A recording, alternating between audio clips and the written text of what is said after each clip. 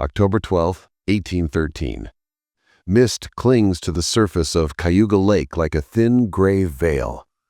The air smells of wet hemlock and smoke from last night's council fire. A single birch bark canoe rocks gently against the reed, its paint long faded, a carved thunderbird on the prow. On the narrow spit of shore, beneath the leaning boughs of a sugar maple, Kaniá, called Swift Voice by his people, kneels and breathes cold air into his lungs. He is 36 winters, lithe as sapling wood, muscles wired from a lifetime of carrying tidings between towns. His hair is tied back with a strip of deerskin. A thin scar runs from temple to jaw, souvenir of a border raid years before. The dawn paints his face in the pale blue of lake mist. He is not alone. Around him, 3 young men of the Bear Clan strap last-minute provisions into a small, oiled deer-hide pack. Jerked venison, 2 beansacked cakes, a water gourd wrapped with cattail fiber. They test a pair of moccasins, like soft maps of his foot, and slip on a belt that carries his single prized tool, a length of white and purple wampum woven into a narrow tube. Inside the wampum are the words. Not written on paper, for paper is scarce and ill-suited to rain, instead cloth and knot, color and pattern, the Haudenosaunee alphabet of memory. The wampum is small, heavy with meaning. Kaniá's fingers drum the pattern once, twice, then tuck the tube close to his heart. A messenger's life is both simple and complex. There is no uniform, no brass buttons. There are only the elements: a pair of moccasins, a stout heart, a straight spine. His equipment is selected for silence and speed. His leggings are folded and mended in dozens of invisible stitches. A strip of cedar rests across his shoulders, the scent of it a small comfort against miles of pines in the hard weather to come. A thin belt with pouch contains a flint and steel, a small tinder bundle, a length of sinew, and a carved antler whistle. The messenger must be able to start fire, sow a tear, signal an ally. For Kaniá, there is one extra piece: a small, flat pouch of powdered charcoal, to mark hidden symbols on tree trunks if the need arises. Around him, the elders move with the slow certainty of people who know their decisions are the axis of dozens of other lives. Chief Haudenosaunee, the council's voice, a tall man whose name the old records might translate as "He holds the peace," places a hand on Kaniá's shoulder. He leans in close, and his breath smells of smoked fat and cedar. He speaks the root in short, deliberate syllables. Canandaigua, Onondaga, the eastern towns beyond the outlet. Delivered to Haudenosaunee. Wait for the white smoke at the ridge. No detours, no parley. Names drop like stones. Each place carries clans and kin, obligations and dangers. It is 1813. The war flames to the south and west, and rumor rides the same roads as messenger feet. Kaniá listens. He repeats the points once, slowly, until the pattern of towns and ridgelines is carved into his mind like a path. He will carry more than news. He will carry obligation. A runner who fails harms not just himself, but the constellations of diplomacy stretching through the longhouse halls, marriages, trade agreements, plans for defense. He thinks of the children he will leave behind, and of his wife tying a small red cloth to the strap of her basket, a thing of luck. He thinks, too, of the ring of threat that has tightened these last years: American patrols, militia detachments, hungry packs of stray dogs, the possibility of rain that behaves like a curtain, blurring tracks and wiping out the scent of man. Before he rises, Chief Haudenosaunee presses into Kaniá's palm a small carved token, a polished bone disc engraved with the council's mark. If you meet chiefs on the road, show this. You speak only the words in the wampum. You do not answer questions you are not asked. Run. No argument. No long-last speeches. The elder's voice is a razor of authority balanced by a father's fatigue. Kaniá nods and tucks the bone disc beneath the laces of his moccasins. The lake coughs up a gull's call. Low clouds promise rain by noon. Kaniá rises, flexes his calves as a hunter prepares, bows to the water, and steps into the canoe. The paddler at the stern, a woman whose name they call Falling Stone for the way she carries grief like steady weight, takes one stroke and the canoe slides away from the reed and into the mist. The shore behind him becomes a smear of gray, with voices murmuring blessings. He grips the paddle, then sets it aside. His hands are better made for soil than for the blade. Falling Stone strokes, and the canoe threads through the dawn like an animal slipping through long grass. As they land on the far side, where the trail starts to rise into the maple ridge, Kaniá stands. He plants his feet on packed earth, feels the firmness of that first footstep as a promise. He pulls the deerskin pouch tight, feels the weight of wampum at his chest, and charges into the trail. For the next 100 miles, his world will sag to 2 points: the path beneath his feet and the message that sits between his heart and his throat.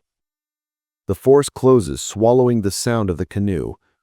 Behind him, the council's smoke shrinks to a thin line. Ahead, the world opens into a road as old as memory. Kaniá's feet find a cadence that becomes a language of their own. Heel, ball, toe, a whisper of movement. The trail is soft with last night's rain. Beads of moisture cling to the edges of oak leaves and drip in patient taps.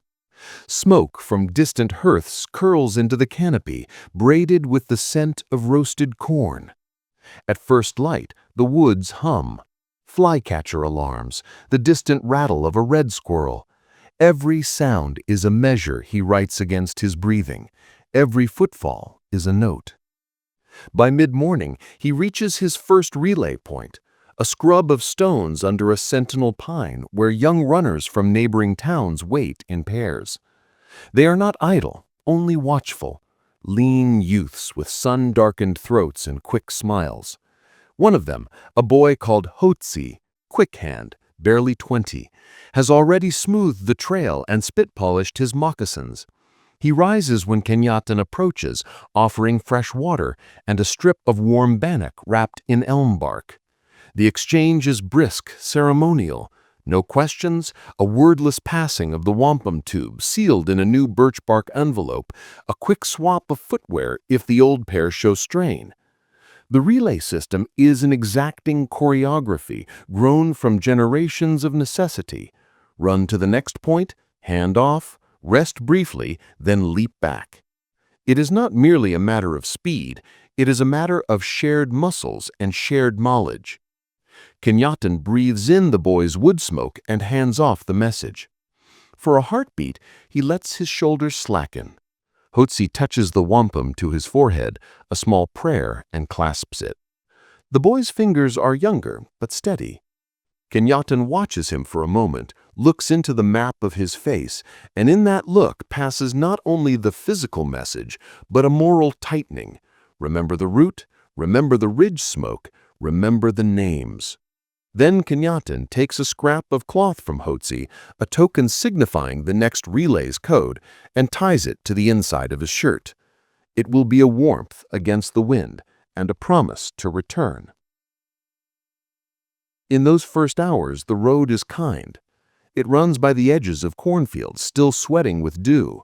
It skirts oxbow lakes that flash like pieces of the sky. The runners move through boundary lines where the flags of differing clans meet, marked not by fences, but by stones crushed flat and trees with painted rings. At each village he passes, canoes are pulled up, dogs bay, children clap at the wildness of a stranger coming like a comet. He is fed again and again, a boiled root, a slice of smoked fish, a drop of syrup. Food here is not merely sustenance, It is endorsement. Each hand that offers him a bite is a hand saying, "Go on, carry it further." Around midday, the sky leans to the east and a single, hard rain begins. It is the kind that insists on detail, drops that pockmark the mud and create a thin silvered mirror on the trail. The wampum is wrapped in multiple layers of birch bark and oiled cloth. Its colors are smeared into new patterns when the rain hits. Kaniá runs harder because wet paths demand more attention. A misstep can twist an ankle and end a chain of messages. The forest takes on a different smell in the rain. Earth, wet bark, the clean metallic tang that carries in the air before a thunderhead.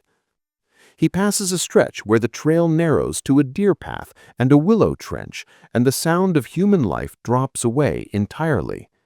It is here that the runner's training shows in small, exact things: how they balance a pack while keeping shoulders loose, how they press toes against roots to wedge forward, how they use the whistle carved from antler not to call, but to test the wind for enemy patrols. Kaniá's ears catch a new sound, the distant drumbeat of a war party muffled like a heartbeat beyond the next ridge. He slows, then stops, squats, and listens. The pattern is not one he's been told to deliver to. It is a sound that could mean allies, or it could mean danger. He lowers himself into shadow under a felled log, breathes low, and waits for the drumbeat to pass, a precaution taught by elders who understand that haste without wisdom kills. When he emerges, the air has that tension that tastes like a held breath. Around the second relay point, the change of guard is smooth but hushed. Here the men are older, scarred across the chest and shoulders, veterans who have run and fought and made the same choice again and again. A woman of the wolf clan, she who knows rivers, steps forward and hands him a fresh pair of moccasins. "You'll need these," she says. Her voice is low as river silt. She presses a small inked mark to his wrist, not permanent, but just a smudge, signifying he passed here at a certain hour. The network uses these marks like a logbook spread across flesh. By sunset, Kaniá has completed his first great segment. The map of his day is drawn in the badges of his stops: the pine sentinel, the willow trench, the drum's shadow. He has run 30, 40, sometimes 50 miles in a single sun, and each step has been more than physical labor. It has been a weaving of social currency, a repetition of rules older than any European post system. He does not sleep long. A blanket over his shoulders, a small fire licked into being by his flint. He rests with his face to the west. In his dreams, the wampum pulses like a small sun, bright, urgent, a small drum calling him ever forward. The third morning breaks under a sky the color of pewter. Kaniá wakes with the taste of ash in his mouth, pockets empty except for the boiled root wrappers and the bone disc tucked under his moccasin lace. The trail has become a corridor between two eyes of the map. To his right, the settlements of friendly nations. To his left, pockets of contested land where American patrols are increasingly visible.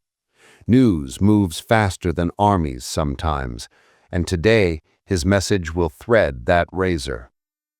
At the farm of a frontier trader, a white man called Hollis, with a permanent tilt in his jaw and a habit of whistling when he is nervous, Kaniá pauses. Hollis does not speak the language of the longhouse well, but his wife knows how to lay a mat, and his boy knows how to sharpen an iron knife to a whisper. They offer him tea and a piece of cheese wrapped in oiled paper. Hollis's house sits near a corner where the road bends, and Thaddeus Gray, half a day's ride from the nearest regiment, keeps a lookout through a crack in a shutter. Kaniá's presence makes the trader's shoulders tighten. This is a man who counts his profit in both flour and rumor. Kaniá moves on with the merchant's caution still under his skin. The further east he goes, the denser the web of patrols. He passes an abandoned musket lying half buried in a roadside ditch, the wooden stock splintered like weathered bone. Signs of a skirmish or subtle, a shredded blanket nailed to a fence post, a child's toy left in haste, hoofprints that cross and crisscross without a neat direction. Once his elders told him a messenger had to fight to carry a message. It is the kind of tale told by the hearth where the coffee is bitter and listeners tug at the hems of their coats. The relay network's genius is not merely in speed, it is in redundancy. While Kaniá runs one corridor, another messenger in a different clan runs a parallel route. If one is lost, the message is not. Today, that redundancy will be tested. Halfway through this segment, he encounters a sign left by Allied scouts, a short stick thrust into the ground at an angle, a tuft of whitebird feather tied to it. The signal means danger on the road. He slows, removes his moccasins to pad silently, and slips into underbrush. For 3 hours he moves like a ghost, following game trails, avoiding the main path, until the white feather's counterpart, a tuft of red, appears, signaling clear passage and an alternative spur to avoid a patrol bivouac. The Haudenosaunee runners learned to talk to the land as if it were a trusted friend. They read the way moss clings to a rock where it does not. They feel which roots will catch a tread and which will yield. They understood the seasons in the hollow of their feet. Kaniá's knowledge is deep. He knows that certain stones hold the memory of footsteps longer in damp months, that ravens will call when strangers pass, and that deer paths are more honest than men's roads for finding quiet. His training includes not only physical conditioning, but a cartography of living things. At noon, a courier from the Tuscarora approaches, breathless and carrying a separate wampum. He shows Kaniá a new knot pattern indicating that the message now intends a change in the council's posture. Negotiations must be delayed. Reinforcements need to dance their drums near a different ridge. The two men exchange a few rapid words, and Kaniá's mission shifts. His chest tightens. This is not just news, it is strategy. He may now be the pivot upon which a dozen fathers and sons hinge. Shortly after this exchange, raindrops become heavy enough to drum through the canopy. The soil softens into a slick mirror that reaches up to his knees at times. He hits a narrow pass with a rock wall to one side and a wet ravine on the other. The sound behind him, a single twig snapping, is a small punctuation that makes the hair on his arms stand up. Kaniá slides behind a boulder. A patrol of dragoons, uniforms muddied and faces set like flint, marching in crooked file, passes within 20 yards of him. Their boots are clumsy on the soft ground, rifles slung, the brass of their buttons dulled by weather. He lies flat and counts their breaths like stones. His heart is a small drum inside his ribs. When the dragoons pass, one of them curses and tosses a match into the mud. In that single careless motion, a plume of smoke rises, the kind of smoke that could, an hour later, be mistaken for the signal of a friendly village. Kaniá watches it and thinks of the ridge smoke told in his instructions. He knows how a single misread signal can change the direction of an entire campaign. He inches forward, skirting their wake, and the sun, grudgingly, emerges from a cloud to dry his skin. Later that afternoon, at the border of a small Onondaga hamlet, a woman he recognizes, Lakshias, waits for him with a pitcher of cool water and a handkerchief. She is older than the others, with a face that remembers many winters. She presses a red cloth into his palm, a mark for safe passage through a narrow stretch known for thieves and stray soldiers. If men ask where you go, tell them you are looking for the lost son of the traitor.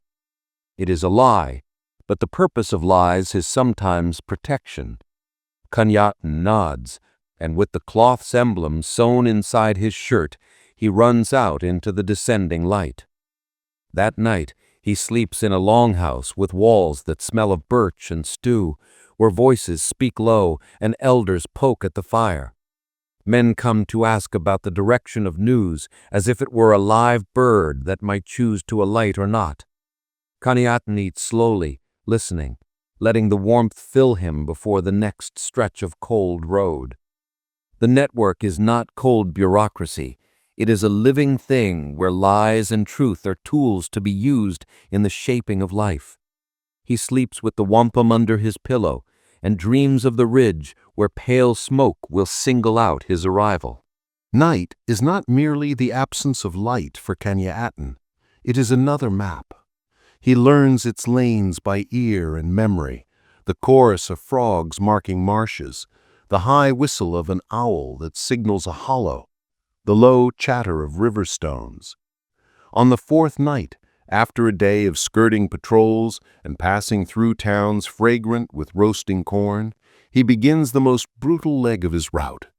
38 miles of ridge and bog that the elders call the Long Throat. It is here that many runners test the limit of their bodies and the pliability of their wills. The sun slides away and stars unroll like white nails in the black fabric of sky. Kaniá ties the bone disc around his neck so it rests against his sternum, and binds a strip of moose hide across his palms to protect them from the bite of the cold wind. He does not carry a torch. Fire gives away position. Instead, he uses a small technique taught by those who run in that long night. He picks the river's reflection to orient himself, knowing that the silver line that runs north is the old guide left by the earth. When clouds betray him and the reflection disappears, he reads the smell of the air. Wet ground carries the distant smell of fish and peat. Dry ground smells of pine pitch and old leaves. The night is a teacher if you listen. His pace is no longer the bright, bounding speed of early daylight. It is a slower, vicious economy, surges of running that are followed by short, tactical rests. He moves for 20, then 10, then 5 minutes. At the 30-minute mark, he presses his palm into his chest and hums a syllable under his breath, rhythm to match his pulse. Pain is a physical phenomenon and a conversation. The body speaks, and the mind decides which words to listen to. He has trained for years to hold the mind's ear to the right voice. Around midnight, he comes to an open marsh where reed canes sway like an ocean. The wind slashes across his cheeks and drinks his breath. Wolves, their eyes like distant coins, watch him from the edge of dark. He stops, places his back to a leaning pine, and spreads his hands to be seen, not as a threat, but as a fellow creature. For a breathless moment, the wolves ignore him. Then they step away into willow shadow. Creatures of the land read humans differently in the night, but kinship sometimes survives the hunger of teeth.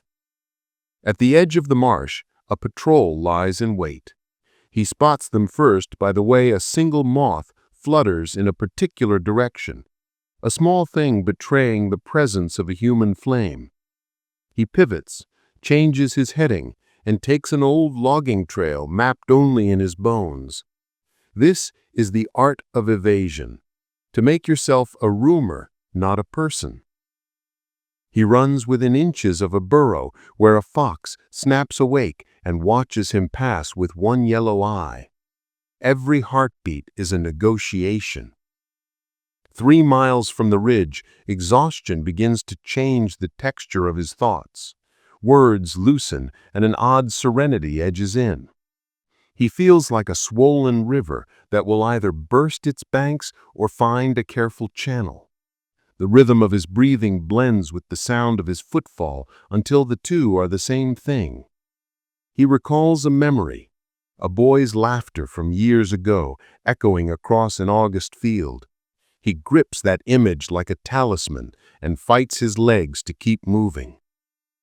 Near dawn, In a stretch known for sudden cliffs, he meets another runner, a woman named Tsinequa, who has been running the opposite path. She is a thin, fierce thread of a woman. Her eyes are the green of winter undergrowth. The exchange between them is not ceremonial today, but life-saving. She hands him a small crescent of smoked fish and a single note tucked into her belt that tells him how the patrol lines have shifted. In return, he presses the wampum to her forehead, a blessing, and points toward the ridge. She says, "They will light once you are north. Do not wait for smoke if the wind coughs it away." The final stretch to the ridge is a climb that imposes itself like a test. Ankle-twisting roots, sharp switches in elevation, a line of river stones slick with moss. The wind has risen into a voice that threatens to scatter smoke before it can rise. Kaniá thinks of the council's wish for a precise signal. He imagines smoke as a language as precise as wampum, a thin gray column like a penstroke across the sky. He must arrive in time to see it painted, not to conjure it. At last, he reaches the ridge in the weak blue of early dawn. The world below is a patchwork of dark and pale. The villages are sleeping pins. There, on a raised mound, already warmed by the watchfire, sit two elders who keep the signal cache. They have kept watch for days, eyes raw with lack of sleep, hands blistered from coaxing fire from wet wood. They have one small grate of rock to shield the flame and a bundle of punkwood ready to billow the signal. Kaniá approaches, breath ragged like a drum beaten by hand. He stands before them, collapses onto one knee, and presses the wampum into the elder's hand. They look at the coloration of beads and the pattern of weave.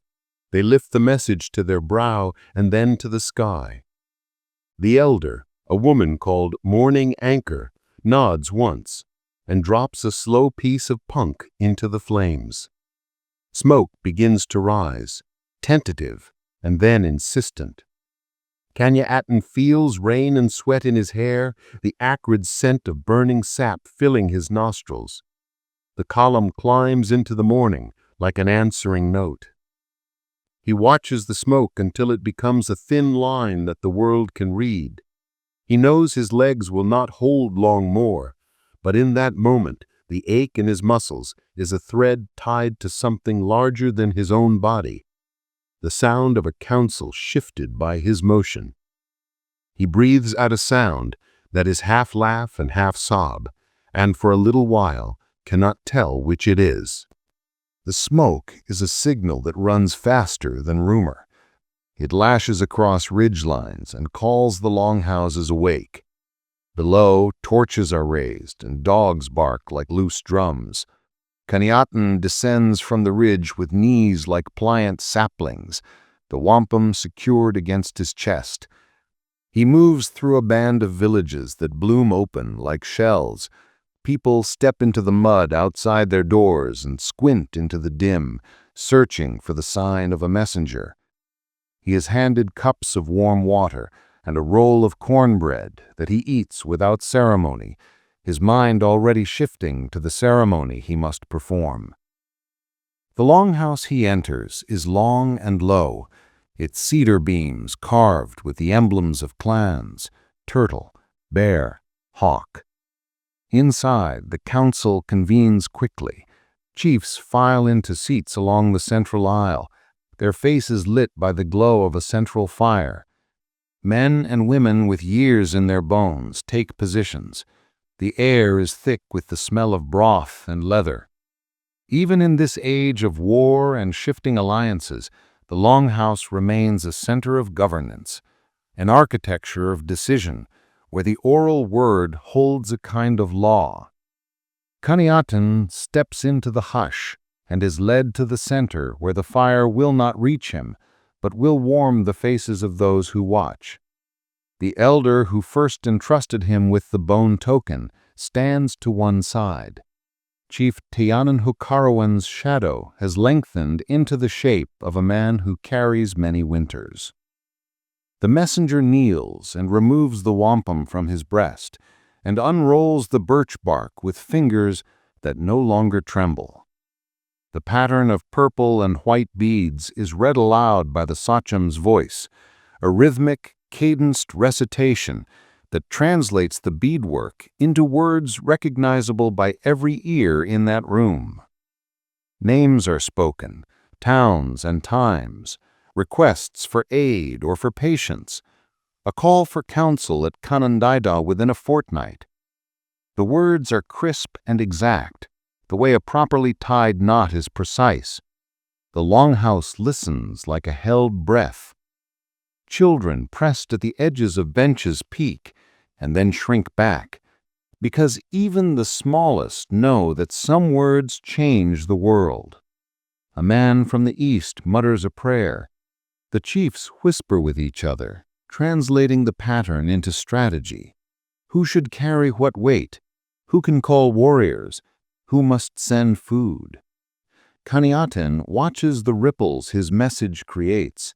Faces tighten, jaws set, hands go to belts. Long ago he learned that news is not a neutral thing. It is a trigger. When the reading is done, the council does not simply thank him and let him go. Tradition dictates a ceremony. The messenger is offered a seat beside the fire. A cloth of honor is wrapped around his shoulders, and a strip of wampum is offered for service. He is asked questions, not about the content of the message, which he repeats only as directed, but about the condition of the roads and the mood of the neighboring towns. The elders want to know how fast the message traveled. They want to know if the relay was intact, if any link frayed. Kaniá answers with short, careful phrases. If he stumbles, the elders will press. They know how to read fear in a runner's voice. But there is an undercurrent in the Longhouse's questioning. War has a way of transmuting routine messages into strategies for life and death. There is talk of reassigning hunting parties to feed warriors, of moving sick children to safer lodges. There is, too, the matter of alliances. A sachem from a southern town requests the ceremonial exchange of wampum to formalize a treaty. Kaniá finds himself becoming a kind of proxy, his footsteps already arranged in the course of things he does not decide. He listens as men debate. Sometimes words are blunt, sometimes they are tongued with the soft cunning of diplomacy. For a runner, hearing is a skill as vital as running. Before dawn, as the longhouse quiets, Chief Haudenosaunee stands and addresses the room. His voice is steady, like the bridge of an old canoe. He praises the network that allowed the word to travel, naming the towns and the people who lent their feet and breath to the chain.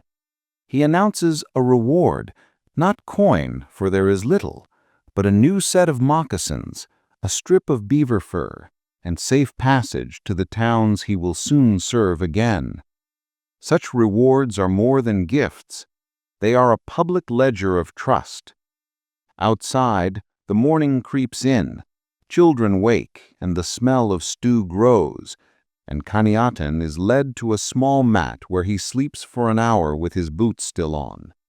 When he wakes, he is given a new message, not the same one, but a response to be carried, a date, a delegation, a pair of embers to be delivered as a diplomatic sign. It is a short transaction and a long tether. He will have to go again. The network is a living wheel that turns as long as there are men and women ready to run. As he prepares to leave, Haudenosaunee presses his palm into Kaniá's shoulder and looks him in the eye. "You carried more than beads," the chief says. "You carried the council's heart."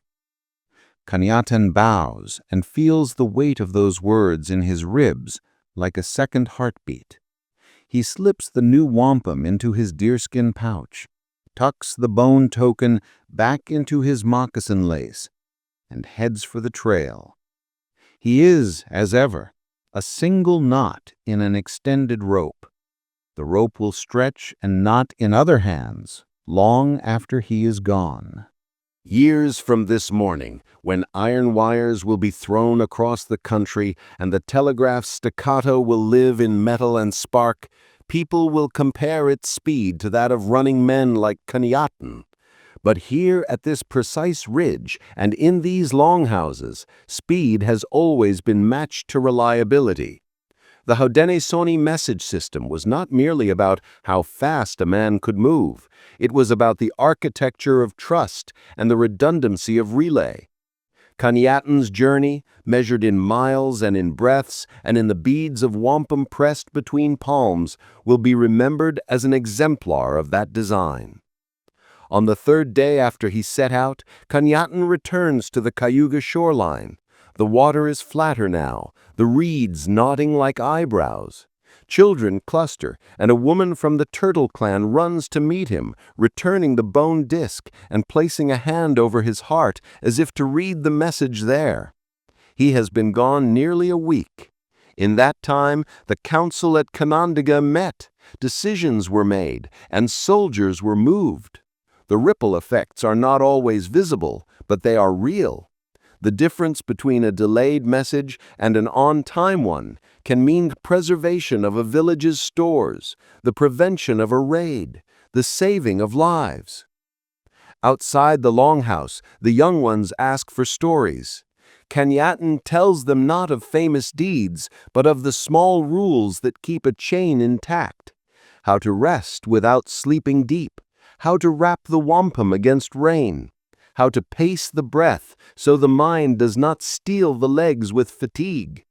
He shows them how to tie a knot that will open only to those who have been taught the pattern, and how to read the tilt of smoke. His stories are practical liturgies, training passed by word and hand, an oral curriculum for the next runner to carry. The comparison to the telegraph becomes a point of irony and pride. Telegraph lines, when they come, will span the land with a speed no human can match in instantaneous pulses. Yet the wires will depend on poles, on men to repair snapped lines, on fuel for engines. The Haudenosaunee carriers created a system that could reroute and heal itself in ways that bare metal could not. If one runner fell, another was ready. If one relay station was compromised, a parallel path could take up the weight. The human element, memory, discretion, diplomacy, allowed for judgment calls that a line of code cannot make. In the decades that follow, colonists and military men will write reports praising the efficiency of the runners. They will note that messages once thought require horses and riders were sometimes delivered faster on foot, especially across rough terrain, because human runners could negotiate hidden passes and border trails horses could not. In some cases, U.S. officers will hire Haudenosaunee men to move dispatches, acknowledging the simple calculus of speed and local knowledge. These appropriations are complex and often fraught. The runners are rarely credited with the full moral and political context of their work. Yet, the admiration is there, like a shadow. Kaniá grows older. His hair grays at the temples, and his run narrows not because his feet forget, but because the weight of memory grows heavier. He begins to teach openly, sitting by younger men and women who come to learn. He speaks less of fear and more of coordination, how a network is maintained not by urgency alone, but by a daily rehearsal of reciprocity. The relay is a culture as much as it is a system. The exchange of bread at the roadside, the shared readiness to offer a pair of moccasins, the ethical refusal to share secrets beyond what the wampum allows. When the first telegraph poles are seen on ridgelines in the far distance, some elders watch them with suspicion, and others with curiosity. The young compare times. A runner might carry news across a region in a day, a telegraph in an hour. But the elder's retort is a patience that only time can confer. Speed without context is brittle. The runner's trail is soldered to a living web of obligations, and that web can bend. The telegraph sends a spark. The runner carries a living word. On a spring morning, decades after his greatest run, Kaniá walks the shore where his life of running began. He watches children paddle and listens to a drum from inland. A young messenger passes him by and nods.